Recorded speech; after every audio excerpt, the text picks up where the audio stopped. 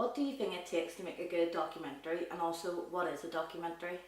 A documentary is basically a unbiased, reflective piece which investigates usually something that happened or anything in society. Like the most recent documentary I watched was a film piece which by Channel 4, and they investigated what happened on the cruise ship in Italy before it crashed, and how the people survived and what went wrong and how they could have stopped that from happening. And what I think makes a good documentary is when it's impartial and it's not biased, so you can't, the filmmaker who makes it isn't sort of pushing their prejudice on it. It's just something that's completely impartial and lets the viewer decide what they think of it. What do you have to set up on your camera before you can start recording? Well, it depends on what camera I'm using, but if I'm using my DSLR, I will usually put it on a tripod, sort of set the shot up, get everything in sort of nice view in the viewfinder, and then we'd attach a Rode microphone, and you'd plug that in, and then we'd sort of balance the sound, the audio levels, and once we do that, and then we would also get a white page and hit the white balance button and hold a page in front of it, and that would sort of, fix the colours, fix the exposure, make sure the shot's not completely overexposed, and then you're good to go. What kind of shots can you get from the drone, and is it hard to use? The drone comes in handy if you want to do any sort of like landscape or any sort of sporting activities. For instance, whenever I was shooting a surfing documentary, I was able to bring the drone, further out into the water and actually sit with the subject and sort of document everything that was happening. And that's not usually something that you can do with just normal cameras. Like we had a tripod set up on the beach and it just wasn't cutting it. We didn't have a big lens with us at the time, so we weren't able to zoom in, which was unfortunate, but thank God we had the drone and we were able to send that out and get a few nice shots. How much hard work goes on behind the scenes?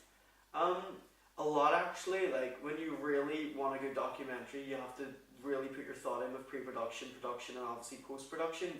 Pre-production involves everything from organising who you're going to interview, or you're going to interview, the sort of shots that you want, what sort of stock footage you want to collect, and then with the actual production, things can go wrong. Tell us about the editing process and how would you edit? Whenever I take my clips, like from my drones, my camera, like everything I've used, I'll first color correct it. So I'll put it usually through either DaVinci or, depending on one thing, like Adobe After Effects, and I'll sort of fix the exposure on it, maybe fiddle with the lights a bit, and then also color grade it, make the colors more vibrant, more appealing, but obviously not oversaturate it, but give it just the right amount so it's just, appealing for the viewer. Like you don't want them to get bored and just drained by, sort of really grainy colors. What is a boom mic and what is it for? A boom mic is a large mic on a pole, and what you do is basically it's really good sound. You use it on your interviewees. Like for example, whenever I was in my interview, I would position the person I was interviewing just maybe about 2 meters in front of me, and then I had my friend hold the mic just slightly, like you couldn't see it in the shot, but it would be like maybe about just out of the shot, maybe by a few inches. I'd hold that just in place, and that, the quality of that mic is amazing and shouldn't be underestimated. Like it's really a must right now, especially with like filmmaking. Sound is such an important aspect of it. Like people don't realise that, and the boom mic just gives you that, that edge. Tell us about sound and lighting when it comes to filming. In regards to lighting, you always have to follow the three-point lighting system. You have a key light, a fill light, and a backlight, which is what I use.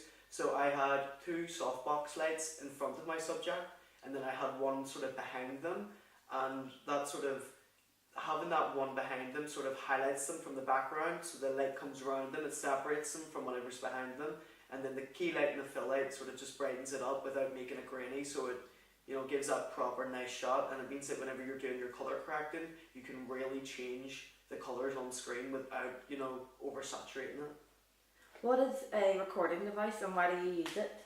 Recording devices is like a boom mic, just another way to record sound for a documentary or film piece. It's just nice to have. It means that you've got that, if you've got a boom mic set up and then you've got this device set up, it means your sound can't possibly fail, and it just gives you, like, the audio is going to be perfect no matter what. It means that, you don't need to worry about it, especially, as I said, sound in film is so important. People just don't realise sometimes.